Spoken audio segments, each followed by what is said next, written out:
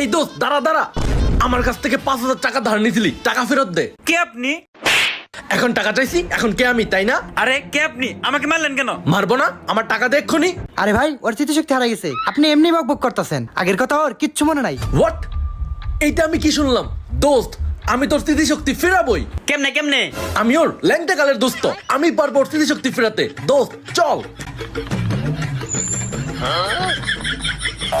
দোস্ত, এই পুকুরটাকে তুই চিনতে পারছিস? এই পুকুর থেকে তোর কি কিছু মনে পড়ে? ছোটবেলায় তুই আর আমি এখানে এসেছিলাম, আর তোকে বললাম দোস্ত চল গোসল করবো। না আমি করবো না। এখনই গোসল নাম, না হলে আরো মারবো। চল এখনই লাভ দিব। পরে তোকে জোর করে গোসল করাইছি। তোর কি সবকিছু মনে পড়ে গেছে? না। আমাকে তাহলে মারলি কেন?